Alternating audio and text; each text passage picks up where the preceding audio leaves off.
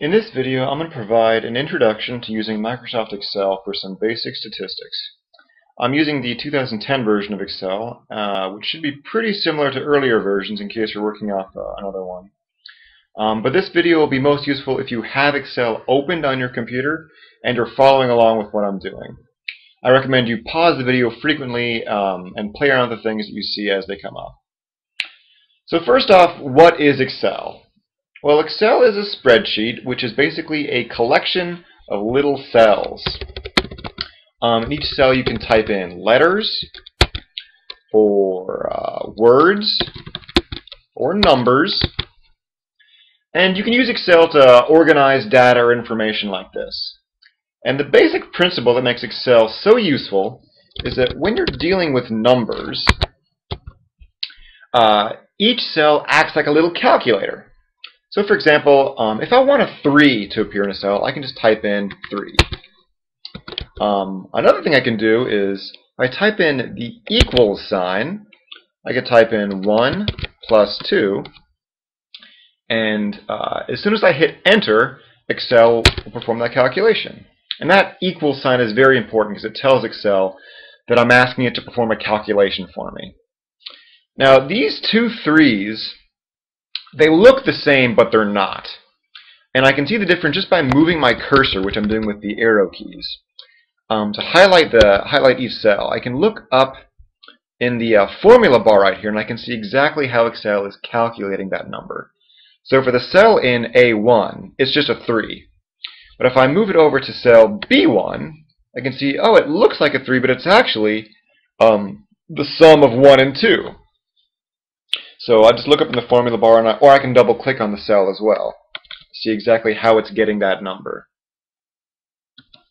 So in Excel I can do addition, I can do subtraction, equals 10 minus, 8.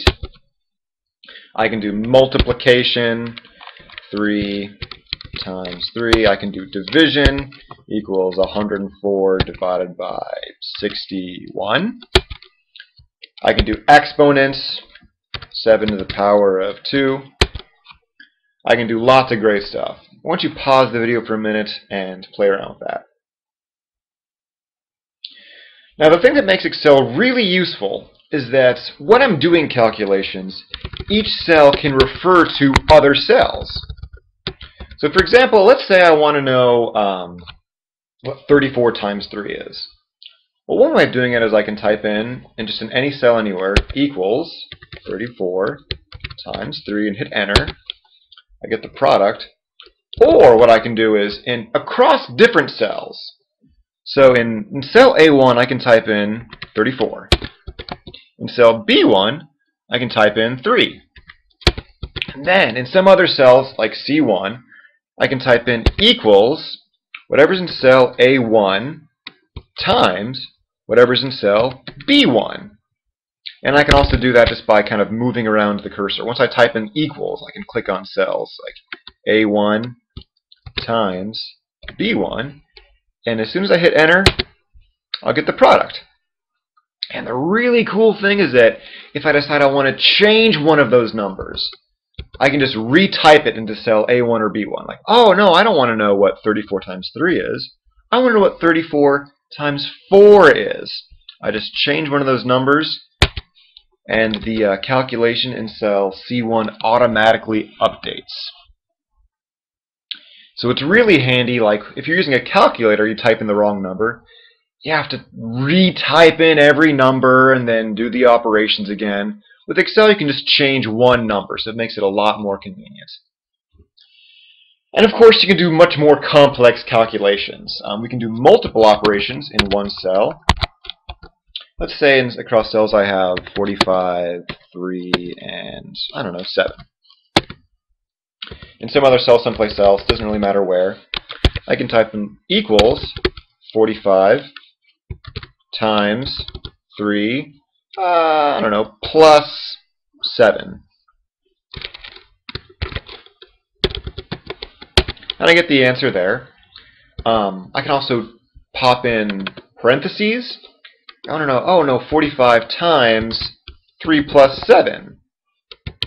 I can do it like that. I get a slightly different answer. In fact, a very handy thing in statistics is the average. Let's see, I have a bunch of numbers. I'm just popping in random numbers here. If I want to know the average, I can type in the sum, this, plus this, plus this, plus this, plus this. If I put it all in parentheses, then all I have to do is divide by the number of numbers that I have. So 5, I have the average of all those numbers. And there's actually a much simpler way to calculate averages in Excel. It involves pre-programmed formulas, but we're going to get to those in later videos. Now there are a few other handy things you can do in Excel. Let's say for some reason, I'm just going to delete all these things. I want many cells that have the same number. All I have to do is type in a number somewhere. Let's start off with 1s.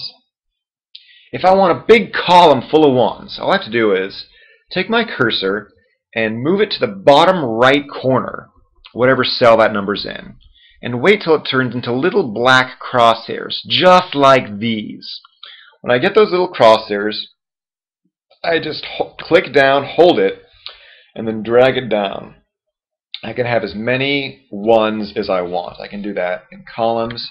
I can do it in rows as well. I can do that for literally any number I want. I can also do it for numbers or letters and words too. Let's have in a random word like apple. Well, now if I so choose, I can have an entire column of the word apple.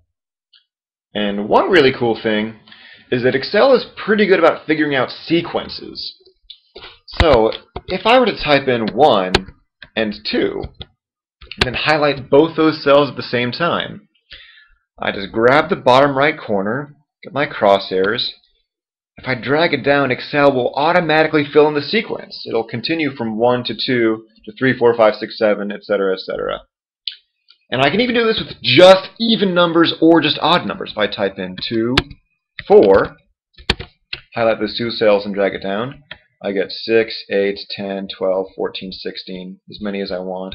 Or with just even numbers, 1, 3, highlight those two things and get my crosshairs, drag it down, I get all the odd numbers. The immediate application of this may not seem very apparent, but trust me when I say this comes in very handy. So that's a brief introduction of all the wonderful things Excel can do. In future videos, we'll learn how to do some more complex things that'll come in very handy when dealing with statistics.